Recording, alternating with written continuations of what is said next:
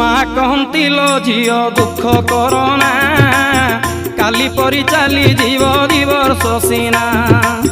ଶହ ଶହ ହାଣ୍ଡି ଭାର ତୋ ପାଇଁ ଦେବି, ପଟୁଆର କରି ତୋତେ ଛାଡ଼ି ଆସିବି।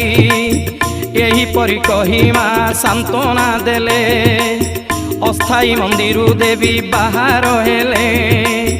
ମାନସିକ ଧାରି ମୁଣ୍ଡେ କୁମ୍ଭକୁ ଧରି ମା ପଛେ